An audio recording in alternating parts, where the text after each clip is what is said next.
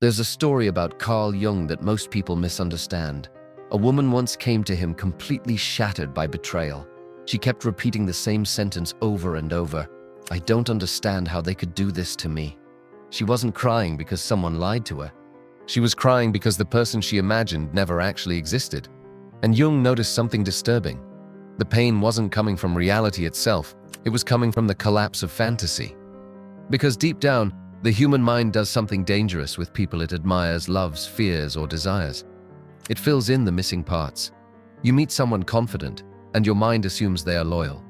You meet someone attractive, and your mind assumes they are kind. You meet someone who understands you emotionally once, and suddenly you start building an entire personality around them that was never truly there. Most people are not in relationships with others. They are in relationships with projections. And eventually, reality arrives like a knife, not loudly, quietly, in delayed replies, in disrespect disguised as jokes, in sudden distance after you stop being useful, in the strange feeling that someone only values you when you are emotionally available to them. You've probably felt this before without fully admitting it. That moment when you slowly realize the version of someone inside your head feels warmer than the real person standing in front of you. That realization changes you, because once you see it, you start noticing how often people perform versions of themselves depending on who they are around. The loyal friend around you becomes a different person in another room. The nice person suddenly turns cruel when they gain social power. The person who said they loved honesty becomes defensive the moment you speak honestly. And the unsettling part is this: most people are not consciously pretending. They genuinely believe they are the mask they perform. Carl Jung believed every human being carries a shadow, the hidden part of themselves they refuse to acknowledge. And the more someone avoids confronting that shadow, the more artificial their personality becomes. That's why some people feel strangely empty after you know them long enough, because eventually the performance starts glitching, the mask slips, and for 1 second you see the insecurity underneath the charm, the envy underneath the support, the control underneath the affection. People don't fear being seen. They fear being seen completely. And maybe that's why the moment you stop romanticizing people feels so unsettling. Because you realize how much of your suffering came from loving illusions your own mind created for them. After that realization, something subtle begins changing inside you. You stop listening only to words. You start studying patterns, and patterns reveal things people spend their entire lives trying to hide. You notice how some people only become affectionate when they feel you pulling away, how respect suddenly appears after distance, how attention increases the moment you stop chasing it. It becomes impossible not to see. Human behavior is deeply reactive. Most people don't value what is present. They value what feels difficult to secure. That's why kindness is often ignored until it disappears. Kindness without boundaries quietly teaches people how to use you. And the frightening part is how early this conditioning begins. In school, you probably saw it without understanding it. The quietest student becoming the target simply because they tolerated disrespect. The confident person receiving admiration despite treating others poorly. The one who constantly sacrificed for everyone slowly becoming invisible, as if human beings unconsciously organize themselves around power long before morality enters the picture. Carl Jung believed that what people reject in themselves gets projected onto others. And once you understand projection, social life becomes psychologically disturbing. The insecure accuse others of seeking attention. The dishonest obsess over loyalty. The controlling call themselves protectors. The people most terrified of abandonment often become the ones who emotionally suffocate others. Everyone reveals themselves eventually, not through confession, through repetition. That's why awareness changes your relationships forever. You stop judging isolated moments and begin observing consistent behavior over time. And consistency exposes reality. The friend who only contacts you during emotional crises. The person who subtly competes with you in every conversation. The relationship where vulnerability somehow always becomes ammunition later. At first, these realizations hurt, because your mind wants to defend people, especially the ones you invested emotions into. So you rationalize everything. They're just stressed. They didn't mean it. That's just how they are. But eventually a darker thought enters your mind. What if you've been translating disrespect into misunderstanding simply because you feared losing people? That question changes everything. Because many relationships survive only through denial, not love. Denial. Denial keeps families functioning. Denial keeps toxic friendships alive for years. Denial keeps people emotionally attached to those who have already stopped valuing them. Most relationships don't end when respect disappears. They end when awareness appears. And awareness creates distance, not always physically, psychologically. You begin feeling detached in conversations that once mattered deeply. Certain compliments start sounding transactional. Certain acts of affection begin feeling strategic rather than sincere. You stop being hypnotized by charm, and once that happens, social dynamics become impossible to ignore. You notice how groups silently punish authenticity, how people become uncomfortable when someone refuses to perform, how honesty threatens entire social structures built on polite deception. Because most social systems are not built on truth. They are built on mutual agreement, an agreement to avoid saying what everyone already sees. And the person who breaks that illusion first usually becomes the problem. That's the strange punishment that comes with seeing reality clearly. You become harder to manipulate, but also harder to belong anywhere. Because once you stop romanticizing people, you start realizing how much of social life depends on performance. Watch how people change depending on status. The insecure become overly agreeable around authority. The confident suddenly become dismissive around weakness. Even morality shifts depending on social reward. Someone will condemn betrayal publicly while secretly betraying people in private. Someone will preach honesty while carefully constructing an image designed to control perception. And most disturbing of all, many people don't even realize they're doing it. Carl Jung understood something brutal about human nature.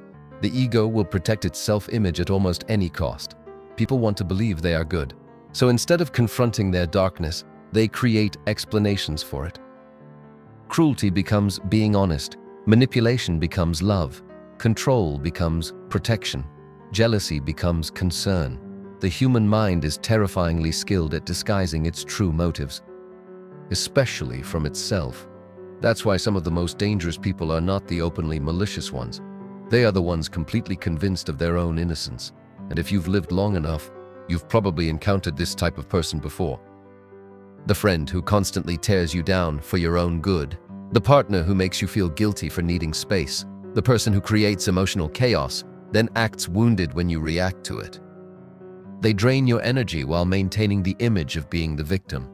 Because victimhood itself can become power. The moment you understand this, your perception of human interaction changes permanently. You stop focusing only on what people say. You start asking, what emotional outcome does this person want from me? That question reveals almost everything. Some people want admiration. Some want obedience. Some want emotional dependence. Some simply want someone beneath them so they can temporarily escape their own feelings of inadequacy. People rarely seek connection as purely as they claim. Often, they seek regulation, a way to soothe the emptiness they cannot face alone. And this is where the illusion of romance begins collapsing too. Because many relationships are not built on love. They are built on unconscious psychological contracts.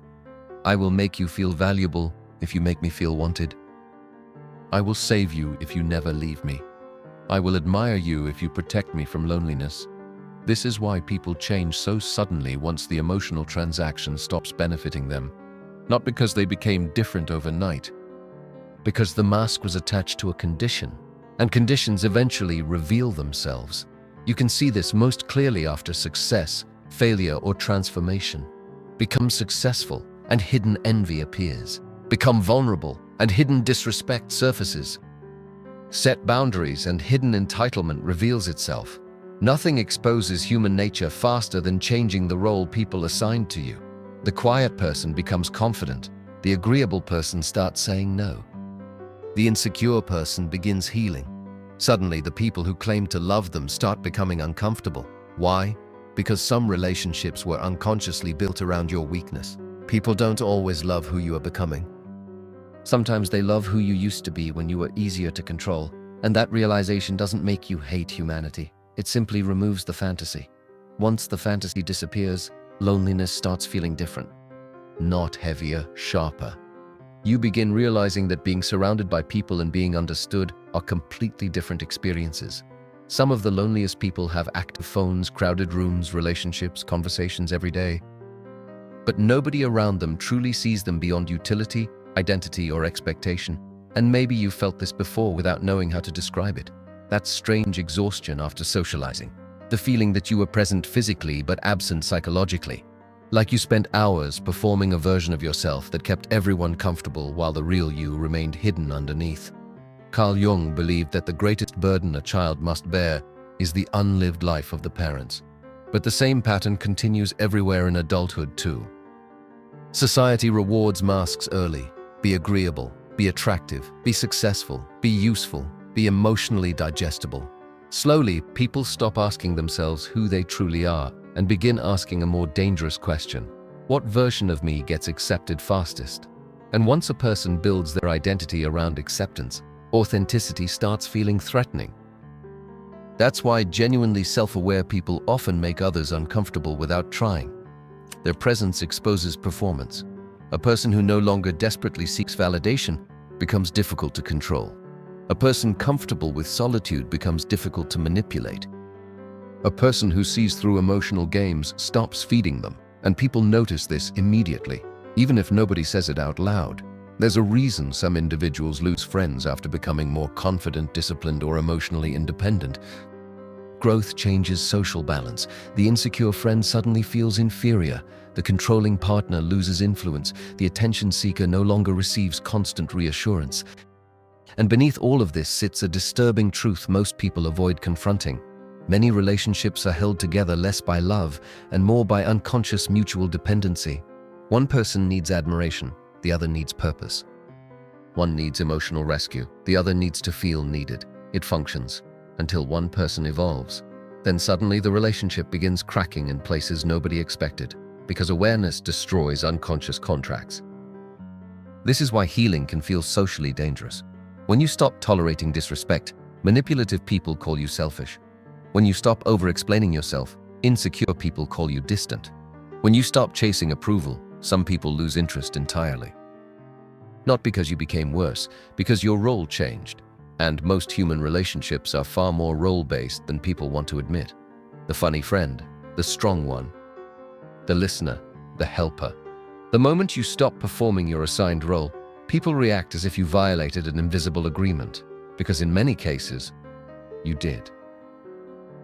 The terrifying realization is that very few people actually want complete authenticity. Complete authenticity disrupts social comfort.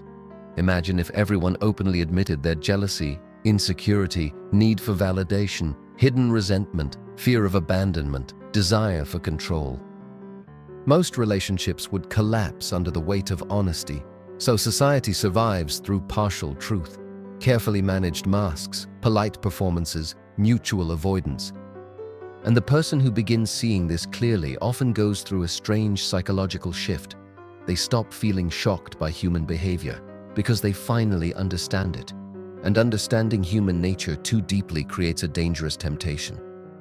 Detachment, not peaceful detachment, cold detachment, the kind where you begin expecting manipulation before kindness, self-interest before loyalty, performance before sincerity. At first it feels intelligent, protective. You tell yourself you've finally woken up, that you see people for what they are now.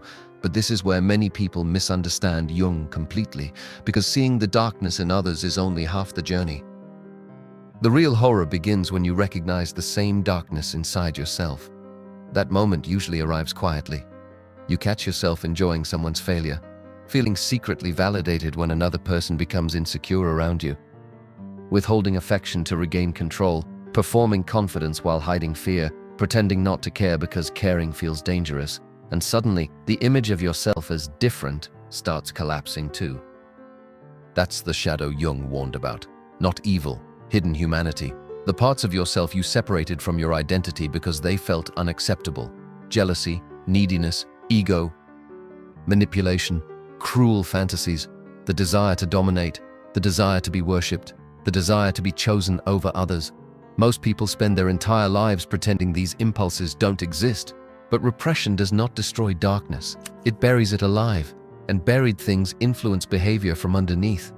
That's why the people who appear morally superior are sometimes the most psychologically dangerous. Their shadow becomes so denied that it leaks out unconsciously through passive aggression, emotional control, judgment, or hidden resentment. The human mind is strange. The more innocent someone desperately needs to appear, the more carefully you should observe them. Because true self-awareness usually creates humility, not perfection. A person who has confronted their shadow understands what they are capable of under the right conditions. They understand that morality is often far more fragile than society admits.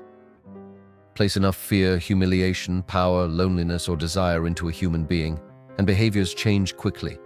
History has already proven this repeatedly. Civilized people become cruel faster than they imagine. Loyal people betray. Honest people lie. Kind people dehumanize others when social approval rewards it. Most individuals are not stable identities. They are adaptable psychological conditions. And once you realize this, your entire perception of good and evil becomes less simplistic. You stop dividing humanity into heroes and monsters. You begin seeing wounded egos, unconscious fears, hidden desires, survival instincts, unresolved shame. You begin seeing people as psychologically fragmented, including yourself. That realization is uncomfortable because it destroys moral fantasy. The fantasy that you would always do the right thing. The fantasy that love automatically makes people pure. The fantasy that awareness alone makes someone immune to darkness. It doesn't. Awareness simply gives you a choice. Most people are controlled by patterns they never examine, but the person who confronts their shadow begins noticing those patterns in real time. The urge to manipulate, the urge to seek validation, the urge to punish rejection, the urge to maintain control through silence, guilt, or withdrawal. And for the first time, they understand something terrifying. Human beings are far less rational than they pretend to be. Most behavior is emotional survival wearing intellectual clothing. After that realization, the world starts feeling quieter. Not calmer, just quieter. You stop expecting people to become who they promised they would be. You stop being surprised when admiration turns into envy, when loyalty bends under pressure, when affection disappears the moment convenience disappears. And strangely, this begins making you more observant than emotional. You notice how desperately people try to escape themselves. Some do it through relationships, some through status, some through constant noise, attention, substances, achievement, social media, endless conversations, endless stimulation. Anything to avoid sitting alone long enough to hear their own mind clearly, because silence forces confrontation, and confrontation is terrifying, especially when a person has built their entire identity around external validation. Carl Jung once said, "Until you make the unconscious conscious, it will direct your life, and you will call it fate." Most people never realize how much of their personality is automated. They think they fell in love, but often they repeated childhood attachment patterns. They think they have bad luck with people, but unconsciously they keep choosing familiar emotional dynamics. They think everyone betrays them. Yet they ignore every warning sign because fantasy feels safer than reality. Human beings don't just seek happiness. They seek familiarity, even when familiarity hurts them. That's why some people repeatedly return to toxic relationships, manipulative friendships, emotionally unavailable partners. The pain feels familiar, and familiarity creates psychological comfort. This is also why people resist change so violently. Change threatens identity. If someone has spent years being the victim, healing feels like losing themselves. If someone built their worth around being needed, boundaries feel terrifying. If someone survives through control, vulnerability feels unbearable. Most people are not protecting truth. They are protecting identity structures. And once you understand this, you stop taking certain behaviors personally. The disrespect, the projections, the manipulation, the emotional inconsistency. Much of it was never truly about you. You simply triggered unresolved parts of them they were trying desperately not to face. Sometimes your confidence reminds someone of their insecurity. Sometimes your independence threatens someone's control. Sometimes your growth exposes another person's stagnation. And instead of confronting themselves, they punish you psychologically. Not always openly, sometimes through subtle withdrawal, passive aggression, dismissive humor, withheld support, energy shifts, tiny emotional punishments almost impossible to explain to others. But you feel them, especially once your perception sharpens. Because awareness changes the way human interaction feels inside your body. You start sensing tension underneath politeness, competition underneath praise, resentment underneath friendliness. the social mask becomes transparent. And that transparency can become isolating if you're not careful. Because eventually a dangerous thought appears. If everyone is wearing masks, is genuine connection even real? That question sits in the mind like poison. Some people become cynical after this stage, cold, emotionally unreachable. They convince themselves that trust is weakness and detachment is intelligence. But Jung believed something deeper. The goal was never to become naive nor cynical. It was to become conscious, to see human nature clearly without losing your own humanity in the process. And that balance is far rarer than people think, because once you truly see reality, you can never fully return to illusion again. Because once you truly see reality, you can never fully return to illusion again. You start understanding why some conversations suddenly feel empty, why certain smiles feel rehearsed, why some people only love the parts of you that benefit them. And why deep down, almost everyone is fighting a private psychological war they rarely admit out loud. But maybe the darkest realization is this: the masks were never the problem. The problem was believing they were permanent. Human beings are conflicted creatures capable of love and manipulation, loyalty and betrayal, compassion and cruelty, sometimes within the same hour. And perhaps maturity begins the moment you stop searching for perfect people and start seeing people as they truly are. Fragmented, wounded, performing, afraid, including yourself. Because the day you stop romanticizing people is also the day you stop needing them to complete the fantasy inside your mind. You stop begging reality to become softer than it is. And strangely, that's when your vision becomes clear for the first time. Not optimistic, not pessimistic, just clear. And clarity changes the way you walk through the world. You become slower to trust, but deeper when you do. Harder to manipulate, but more honest with yourself. Less addicted to attention, less hypnotized by charm. Less willing to abandon your intuition just to keep someone close. Because now you understand something most people spend their entire lives avoiding. The greatest danger was never that people could deceive you. It was that your loneliness, desire, hope, and projections could deceive you first. And once you understand that, human nature stops feeling shocking. It simply feels human.